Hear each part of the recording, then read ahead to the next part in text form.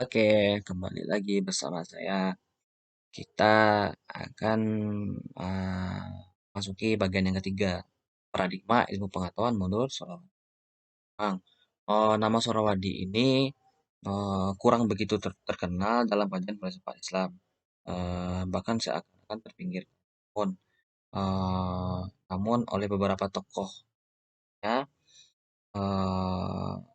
teori yang dikemukakan oleh Surawadi ini sangat monumental. Idenya diakui sebagai gagasan brilian, eh, bahkan dalam karyanya yang berjudul Hikmah al-Isyraq itu dinilai sebagai karya yang agung, karya yang bagus, yang telah memberikan banyak sumbangan signifikan bagi pengetahuan intelektual Muslim. Nah, dalam filsafat iluminasi terdapat 4 tahap yang harus dipenuhi, yang harus dilakukan, yang harus dilaksanakan untuk memperoleh ilmu pengetahuan. 3 tahap pertama menggarap persoalan pengetahuan, kemudian diikuti oleh tahap yang keempat memaparkan pengalaman. Nah, tahap yang pertama harus meninggalkan dunia, tahap yang pertama harus meninggalkan dunia guna mempermudah menerima pengamalan. Maksudnya ini adalah seseorang yang ingin memperoleh ilmu pengetahuan, ia harus meninggalkan dunia agar mudah menerima pengalaman. Nah, tahap ini diawali dengan aktivitas spiritual. Seseorang ini harus mengasingkan dirinya paling tidak 40 hari, berhenti makan daging, termasuk berhenti makan sate, makan sop, makan dendeng dan lain-lain sebagainya berhubungan dengan daging. Dan harus berkonsentrasi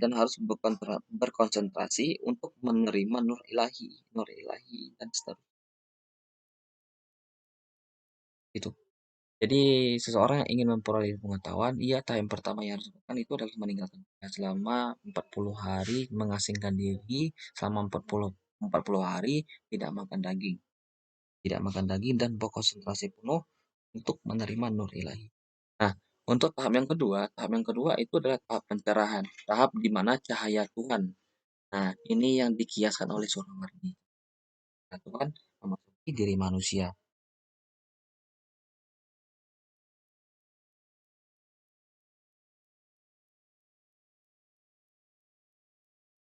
Tahap di mana cahaya Tuhan memasuki diri manusia, cahaya ini mengambil bentuk sebagai serangkaian cahaya penyingkap Al-Anwar Al-Sanihah, di mana lewat cahaya-cahaya penyingkap tersebut, pengetahuan yang berperan sebagai pengetahuan yang sebenarnya belum al-hakikah dapat diperoleh. Jadi tahap yang kedua ini adalah proses di mana cahaya Tuhan masuk. Cahaya Tuhan ini kan adalah cahaya apa yang dikiaskan oleh Sawardi itu sebagai ilmu pengetahuan untuk masuk.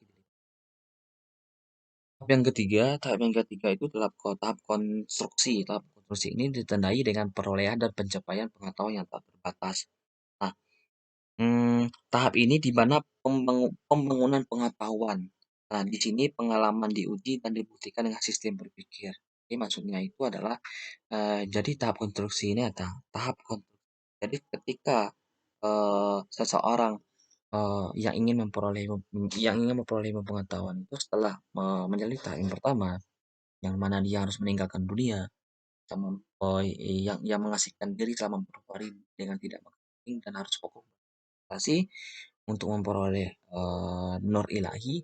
Terus dilanjutkan dengan tahap kedua, itu tahap di mana cahaya Tuhan yang dikiaskan oleh Surawadi itu sebagai cahaya Tuhan dan manusia. Nah, tahap yang ketiga ini tahap konstruksi, tahap membangun,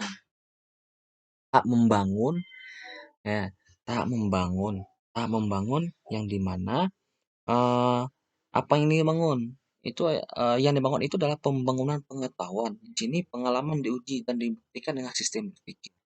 Itu. Terus tahap yang keempat, ya kan? Setelah seseorang yang ingin memperoleh ilmu pengetahuan melaksanakan tahap yang pertama, tahap yang kedua dan yang ketiga, selanjutnya ia harus melaksanakan tahap yang keempat. Tahap yang keempat itu adalah tahap pendokumentasikan atas yang sudah ditempuh dari tahap yang pertama. Maksudnya itu adalah tahap pendokumentasikan yang sudah ditempuh dari tahap satu hingga tahap 3. Maksudnya itu adalah apa pendokumentasikan tuh apa nih? Kayak menulis hasil karya, karya itu kayak kan hasil pemikirannya, buah pemikirannya, pengalaman yang ia tempuh selama melaksanakan tahap yang pertama, kedua, dan ketiga. Nah, tahap dokumentasi tahap dokumentasi ini dalam bentuk tulisan. Nah, kan yang saya katakan itu tahap dokumentasi ini berbentuk dalam tulisan atas pengetahuan atau struktur yang dibangun dari tahap-tahap sebelumnya. Dari tahap. Nah,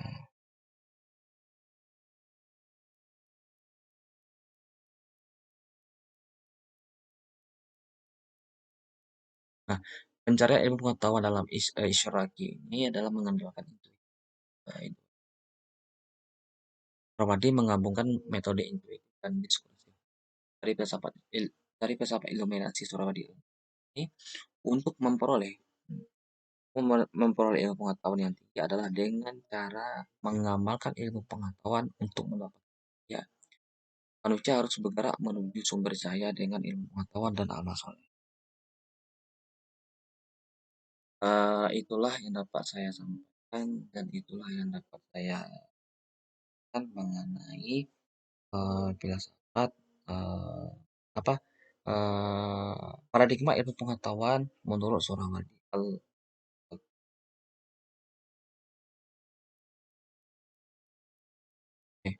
Ini ada salah satu tulisan Surawadi. Nah, nah, nah, mari kita lihat terlebih dahulu.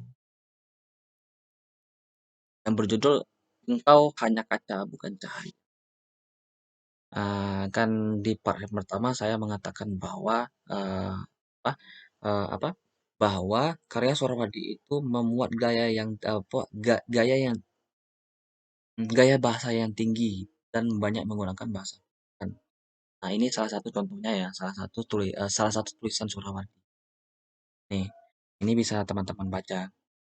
Nih, judulnya Engkau Hanya Kaca Bukan Cahaya. Sadarlah bahwa apapun kelebihanmu, apapun kebolehanmu, apapun keunggulanmu, engkau hanya kaca bukan cahaya.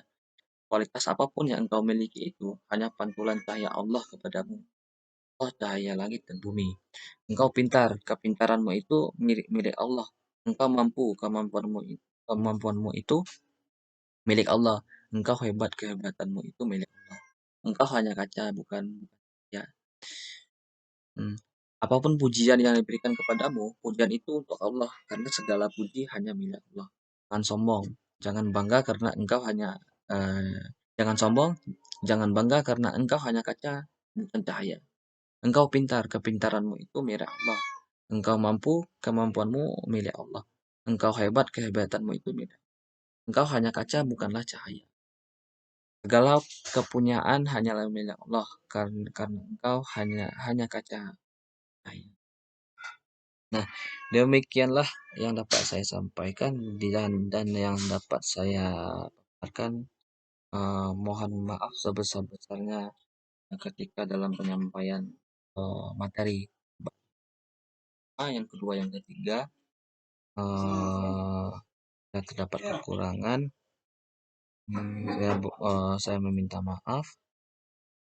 Semoga apa yang dapat saya sampaikan ini bermanfaat bagi kita semua.